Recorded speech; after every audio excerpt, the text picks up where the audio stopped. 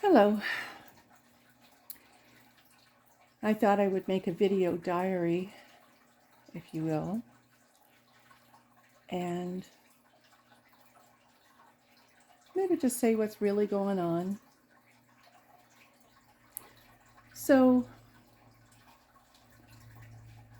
yesterday I heard from my first cousin that that's on my father's side. My father passed 2 years ago this November, and years ago Uncle Stan had passed. There's 9 in the family. Anyway, so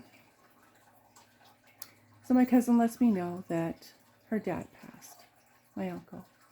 I wasn't close to him, and I wasn't close to her. You're probably wondering, why are you saying all this? I'm saying it for a reason. Because I just got off the phone with my Auntie Dee, and something that we both shared openly and honestly, and I absolutely have the best relationship with a few of my aunts, quite a few, but especially 3. One is 6 months younger, and she is, I call her Mare.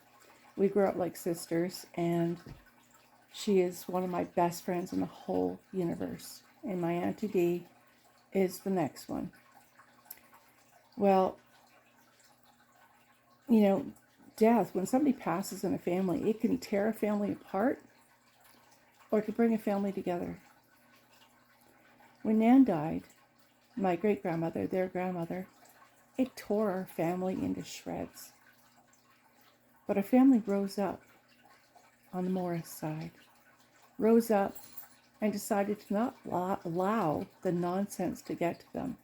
And they stood and they stand very much with and for each other. This prompted the call from my cousin, who let me know, of course, about her dad's passing, which I knew he had been in the hospital because my auntie let me know. I'm sharing this because in this particular situation, that with this passing, has brought memories. We all do this when someone passes. There was Uncle Stan first, my dad, and then John. And Uncle John, sorry. When each of them go, we all call each other. We all talk. We all share stories, and we all cry, and we all laugh. And we tell the craziest stories. And they were all siblings. The Morris clan, there's 9 of them, like I said. And they have the most insane story. And I'm just going to tell you the one about Uncle John. Because at one time, my father's older than him by 4 years. Almost on the mark of 4 years. Well, John really did upset my father.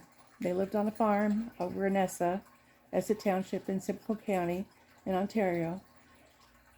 And my dad had it. And he was quite a bully, a bit of a tough guy. So was Uncle John. My dad took an axe, chased his brother up the tree, and shot the apple tree down. And then proceeded to put the axe over his shoulder and walked into the house very casually, whistling and happy as a pig in a manure pile. Grandma says, where's your brother? Where's John? He says, he's dead. I killed him. She goes, what? What did you do to your brother?